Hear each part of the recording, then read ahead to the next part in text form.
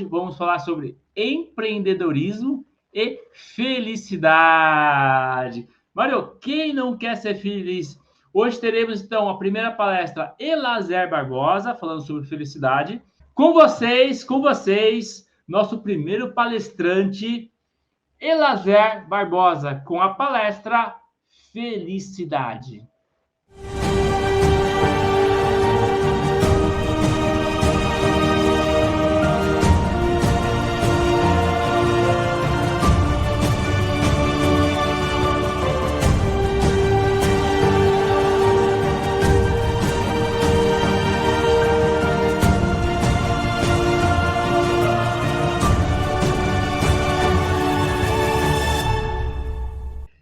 Vamos então começar hoje o nosso 7º dia do Pílulas do Conhecimento com vocês, Elazer Barbosa, com a palestra Felicidade.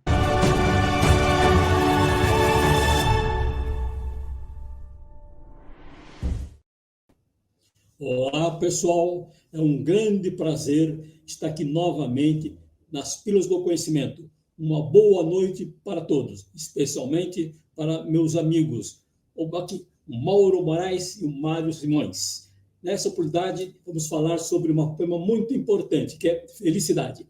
E eu aproveitarei, inicialmente, fazendo a palestra. Posteriormente, eu poderei, então, responder perguntas e me apresentar, ok? Aqui nós temos nosso amigo Aristóteles. A felicidade é o bem maior zelo pelo ser humano. Aristóteles, ele considerava a felicidade como o objetivo final da vida humana a ser alcançada por meio da prática da virtude. E, por definição, a virtude é um comportamento ético, é uma disposição habitual para praticar o bem que nos leva o caminho para a felicidade. A palavra felicidade tem origem no latim. Historicamente, está ligada à fertilidade e à abundância. Quando uma criança nasce, ocorre, graças à fertilidade, uma grande alegria aos pais. Tá? Veja, nós temos aqui o seguinte, o Dale Carnegie, veja o que ele falou. Felicidade não depende do que você é, do que você tem. A felicidade depende do que você pensa. Veja, também Marco Aurélio, do Império Romano, disse, a nossa vida, os nossos pensamentos determinam a felicidade da nossa vida. Depende simplesmente dos nossos pensamentos. Realmente, a relação entre felicidade e pensamento é bem profunda. Estudos mostram que a qualidade dos pensamentos influi diretamente no bem-estar emocional e felicidade. Vou lembrar aqui Steve Jobs. Não eduque seus filhos para serem ricos. Eduque seus filhos para serem felizes.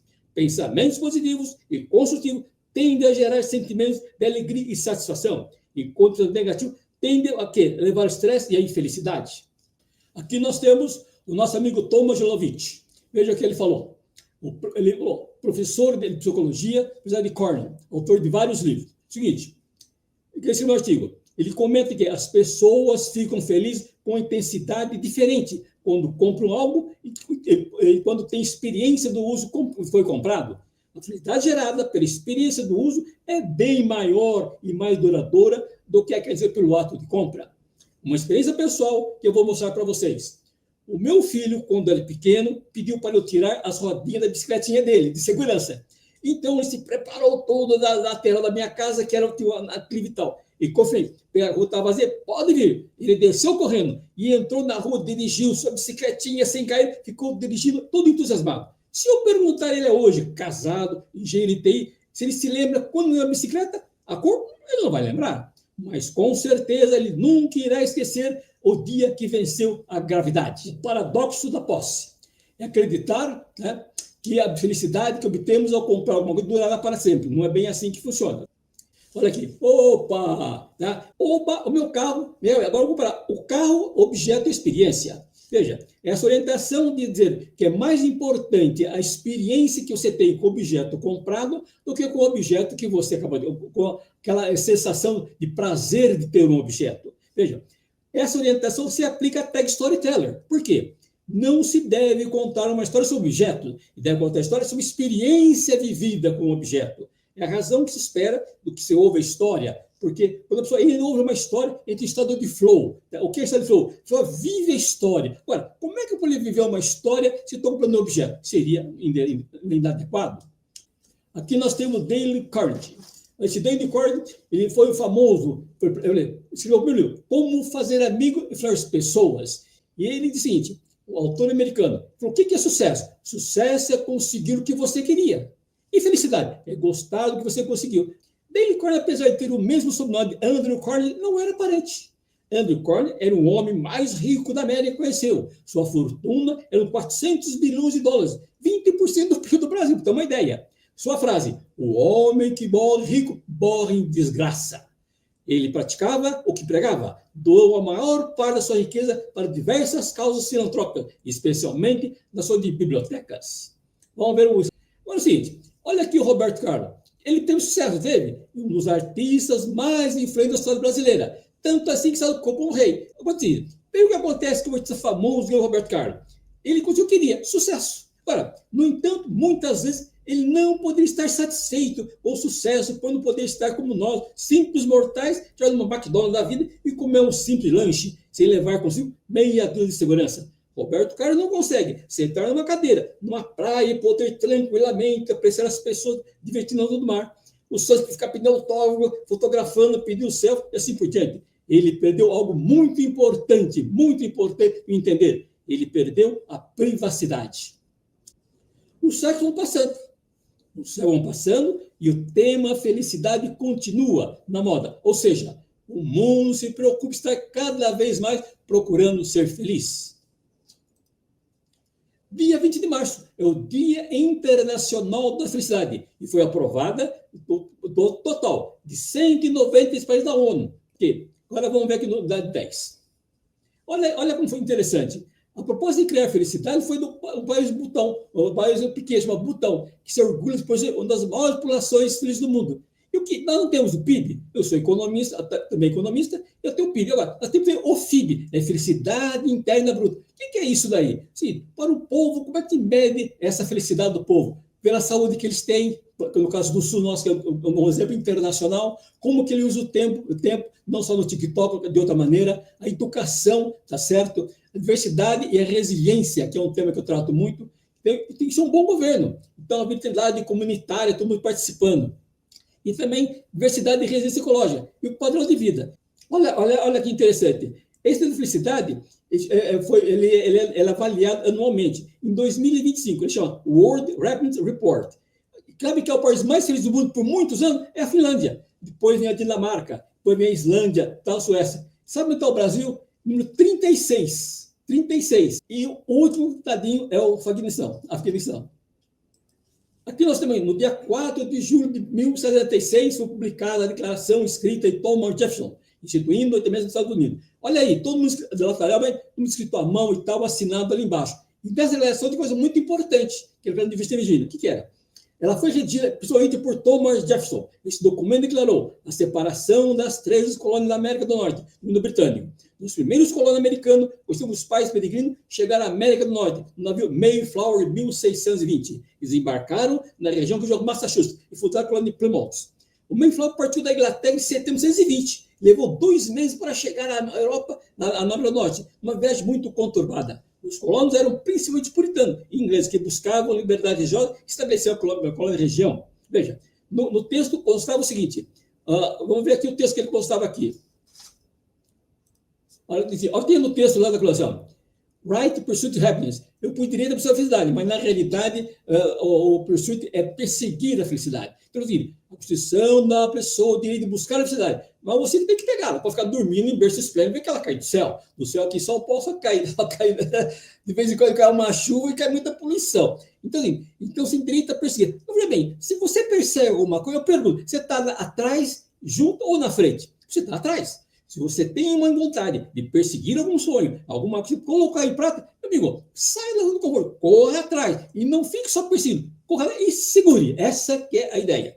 Agora, vamos ver o seguinte, outros países de felicidade. Veja o artigo 10 da Constituição da Coreia do Sul. Declara que todas as pessoas têm direito a alcançar a sua felicidade.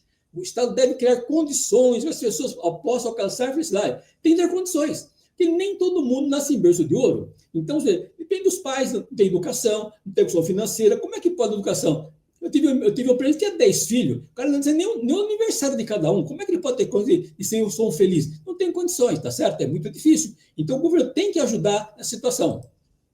Olha o Japão. Todas as pessoas devem ser respeitadas como indivíduo. O seu direito à vida, à liberdade e à felicidade deve, na medida em que não interfira com o bem-estar público, ser consideração suprema da legislação. Em outros assuntos. Veja, por exemplo, na medida em que não interfira com o bem-estar público. Veja, ô Lazer, eu quero ser rico. Como você vai? Eu vou procurar ouro. Aonde? Eu vou cavar ouro lá nas terras indígenas.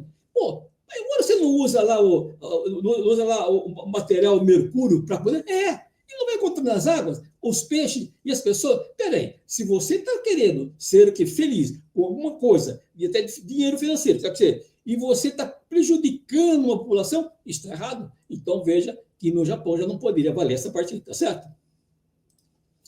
Veja no Brasil. E o Brasil teve, sim, o Brasil teve a PEC 19/2010, que é para incluir o direito de felicidade. Não foi aprovada. Quer dizer, não deve ser feito desse jeito, tá certo? Não foi aprovada. Ninguém entendeu o que era bem felicidade e tal. No fim, acabou não sendo aprovada. Agora, onde deveria estar esse artigo? É no artigo 6 da Constituição. É lá que diz o quê? Os direitos sociais, que é da educação, à saúde, ao trabalho, ao lazer, segurança, que ela está bem com previdência social, que já fizeram mudança nela, estragaram bastante, proteção, maternidade, a infância, assistência desamparada, profissão. E o que está acontecendo aí, né?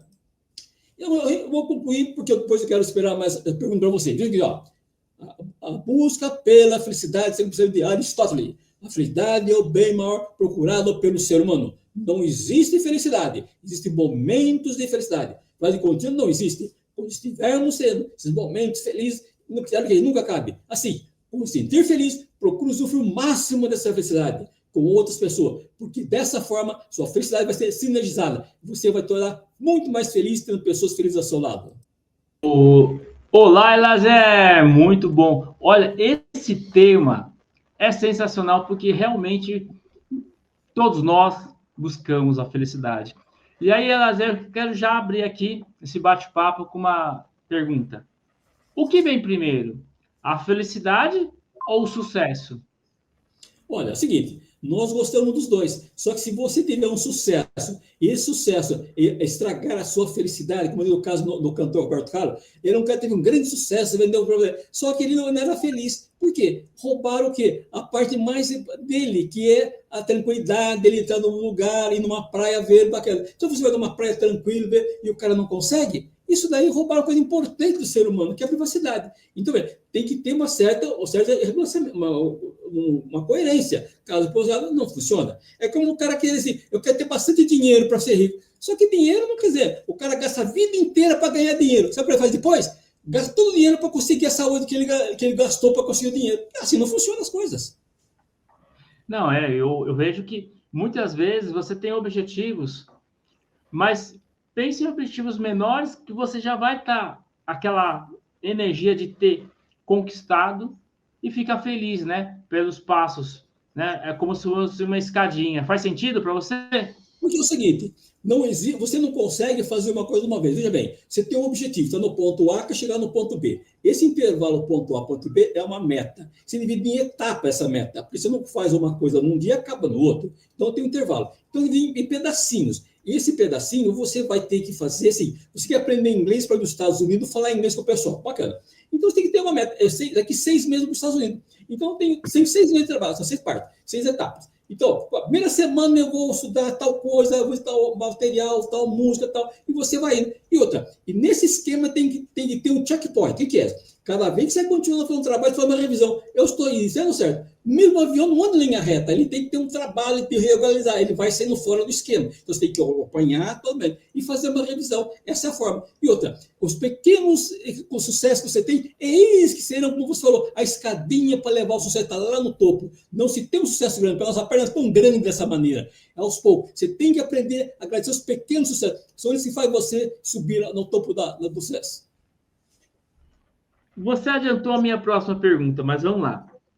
Tem alguns teóricos que falam o seguinte, Lazer. Quem tem gratidão, um nível de gratidão alto, o nível de felicidade também é elevado. Eu queria saber, né, a sua opinião sobre essa frase, mas compartilha também com a gente um exercício de gratidão que nossos, né, telespectadores vão poder, de repente, realizar na casa deles. Então, veja bem, como é que você pode você ter sucesso, ser feliz sem ser grato a alguma coisa? Veja, a própria vida que nós temos. Nós temos uma vida aqui nesse mundo, né? Amanhã estaremos em outro mundo, sei lá, né? Cada um tem a sua religião, sabe fazer. Eu tenho que agradecer isso. E nós seja grato, primeiro, por você estar respirando, você está vivendo, você está vivendo. E outra, se você é feliz sozinho, você não é feliz sozinho, ninguém é feliz sozinho. Você tem que levar outras pessoas, você ser grato à pessoa. Olha, eu moro em frente ao jardim, você tem uma ideia. Então, o pessoal para o carro, só cabe um carro ali. Então, essa pessoa chega lá, põe um carro, uma mulher, por exemplo, quem que seja, e põe direitinho. Eu fico só olhando lá. Depois eu falei, parabéns, cara, essa não foi por telefone, foi direitinho, parabéns. Ele, quando for dormir à noite, ele fala, caramba, alguém me elogiou hoje. É importante quando você vai dormir e põe a cabeça no travesseiro e fala, hoje alguém me elogiou, eu sou grato àquela pessoa que mudou um pouco a minha vida. Temos que ser grato, tem que ser grato. É isso aqui, por exemplo. Você só é feliz se tiver pessoas infelizes a você. Felicidade é uma coisa que radeia. É que nem uma lâmpada. Se você só olha para estar queimada, você não vai para frente. Se você ilumina essa lâmpada, você realmente vai ser feliz com todo mundo. Sensacional. Elazar, muito obrigado. Vou passar aqui para o Mário para as considerações e perguntas. Parabéns, viu, Elazar? Mas eu tenho algumas coisas minhas, se der tempo, né? Quem eu sou, algumas coisas, se permitido. Não, o Mário, ele quer se apresentar. Pode fazer. Pode fazer. Elazar, neste momento, fique à vontade para se apresentar. Então, meu nome é Elazar Barbosa, eu moro na capital do Brasil, São Paulo. 30% do PIB do Brasil. Então, eu sou economista pela PUC Campinas, tenho pós-graduação na Getúlio Vargas, missão de empresa. Ministrei com 2 amigos, curso universitário, na questão de método na FAAP. Sou partista do PNL, professor de linguística, só sou um brasileiro professor de linguística, fundado pelo Gilberto Cury, do PNL no Brasil, em 1981. Sou gerente de um fórum de Excel que vale para o Brasil e Portugal. Isso é interessante. O Excel é na língua do país. Eu sou gerente do Excel aqui em São Paulo, no Brasil, né? Que vale para Portugal, porque lá também fala português, tá certo? Bom. E leva a Emory University, que eu sou filial do Marcelo. Atuo mais de 20 anos de treinamento e consultoria. Dei muitas aulas no Bradesco, grandes empresas aqui, né, de consultoria. Você imagina chegar num departamento que tem 40 funcionários, depois de um mês mudou as coisas. Vê que não é interessante. Eu pergunto, como é que você pode chegar num departamento que está de uma maneira, o cara está 3 anos no trabalho e você muda o trabalho? Como é que funciona a estratégia? Vê como é interessante. Quando eu chego lá, primeira coisa, eu não me apresento no departamento. Quem dá o aumento, deixa sair cedo e tira xerox, sei lá, é o gerente. Ele vai me apresentar. Então, aqui está o Lozero Barbosa, da CIS Informeiro, falando trabalho, tal. E quando ele fala, eu falo, pessoal, é o seguinte, você se lembra, primeiro que eu conversei com o gerente anterior, você lembra aquela ideia, ou seja, José, aquela ideia de fazer mudar as mesas, tal, você lembra a ideia? Não era o momento por todo. Agora vai ser o momento, José. Então, nós agora vamos colocar em mudança aquelas ideias que vocês tiveram que nada não foram colocadas. Então, com tudo resumo, quem deu sucesso? O gerente deu condição. Não era o momento oportuno. Porque, mesmo assim, fica interessante. Se você não souber fazer um trabalho de mudança de comportamento, você acaba ofendendo quem está lá no esquema. Entendeu? Bom, então, seguindo lá. Eu escrevi 15 livros, 15 cursos de consultoria. Fazer manual, formulário, relatório, cara, 15. Um montão de coisa lá. Tá? Escrevi 4 livros. Então, eu vou mostrar para vocês aqui meu livro aqui, ó. Esse aqui, ó. Um desses livros aqui, ó. É esse aqui, ó. Livro que para em pé. Tem 700 páginas, origem das palavras, né? Meu amigo à esquerda e à direita, eles têm isso, né? Tal. Então, e outra, aqui tem cada verbete, está em 8 línguas. Olha, você fala... Não fala assim, mas você pesquisa, você tem o conhecimento, você pode fazer. Então, veja, isso que diferencia esse livro... Eu falei para meu filho, meu querido filho, José Ricardo Augusto, se você fizer alguma coisa, não faça igual. E não faça igual. Não faça média, é mediana, é medíocre. Você tem que ser a mais, fazer mais do que alguém fez. Não tem valor nenhum. Por isso, existe livro no mercado de Deus da palavra, mas não tem exatamente as palavras em 8 línguas. Agora, escrevi também esse aqui, ó. Olha aqui, eu pus em 2 partes, não sei se está lendo bem ou está colado. Está lendo? Então, comunicação baseada em PNL. Eu estou refazendo esse curso novamente, todos os materiais que eu tinha, eu estou reescrevendo. É assim, é interessante. O Mário Simões vai lembrar bem disso, que ele já falou algumas parecidas. Você quer saber o quanto você aprendeu alguma coisa? Vou dar uma resposta.